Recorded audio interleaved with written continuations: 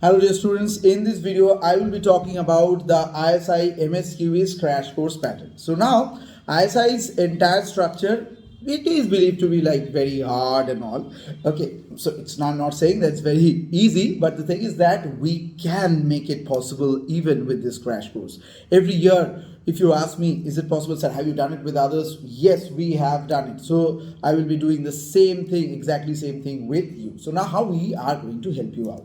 So the entire ISI syllabus is divided into actually three parts. One is mathematics, second one is micro, and the third one is macro. Now the thing is that previously ISI was the MCQ portions was almost all the questions used to come from math, and the subjective was almost all used to come from the economics portion. But now they've introduced in the MCQ segments also microeconomics questions from the few years back. Okay, so and they are coming with a very high percentage. So now how to tackle these questions. So now when it comes to the mathematics part, so the first part, the weekly structure on a daily basis, how we are going to do it. Okay, so I'm not going to give you the entire exactly one which day, because you know that is a very stereotypical way. Many of the education institutes, they provide, okay, day one this, day two this, and they will be followed exactly like this. It maybe make you happy, okay, everything will be covered, but how that is going to be covered, it is dependent on the batches. They do it with like 50-60 students batch. They don't care about the thing. And here I don't do it with respect to like a rented professor. So all are from associated with ISI. So they know the things, they have cracked it, and just the way we guys prepared, we will make you, help you in that way. Okay, so not a brief performa of this thing, a base we can say itinerary will be made, but what happens on that spot on that day, that depends on you as well, how you are coping up. You may need a recapitulation of on a particular topic, that will also be provided to you. So let's go for it. Now the structure, first we will start with algebra. So that is the binomial and APGP we will start with, because now a lot of questions, a lot of zones from associated questions from that. So now we will start with that.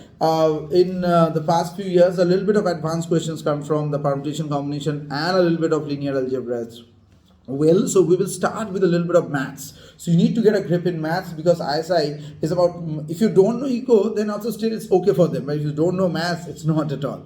Okay, so we will start with maths in the first week with this algebra and linear algebra questions. And the topics, and then directly in the middle of the week we will go to the consumer behavior. And remember that this consumer is not like the normal type of consumer behavior type of questions. This is like advanced level consumer behavior questions, and then the theory of production comes alongside with it. Now this will also be go with when you get a little bit of grip in the microeconomics portion, then directly we will jump into the macro. Now with this macro we will be starting with simple Keynesian model, solo growth model, these two things. Okay, here although they mention national income accounting is there, but they don't give a lot of questions from that.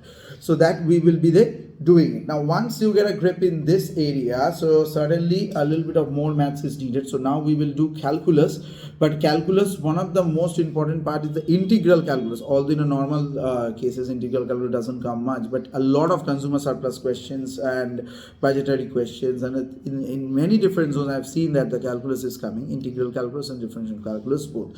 And convexity and quasi-convexity based questions are like selling like hotcakes in ISI's entrance examination. So that will also be there.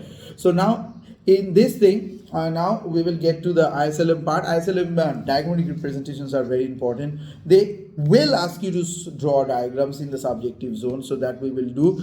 Now after this we will be going back to back-to-back sessions on the production, cost, and market with monopoly, perfect competition, and duopoly, and the Kuno. This thing will be going. So because you know they're getting a grip in the market is because that is covering like 40 to 45% of the questions from the entire zone. Then again we'll get to a little bit of statistics after this, because you know this has to be done like parallelly. It's not like any one you do and the other you leave, not like that. So in the very next week we will be doing it with respect to the next sessions, rather say, with respect to elementary statistics to probability distribution, and all the distributions till the normal distribution, and sometimes they give it hypergeometric, geometric, and log normal distributions as well. Remember that, although in the syllabus they mentioned only 3 or 4, but that doesn't matter for them.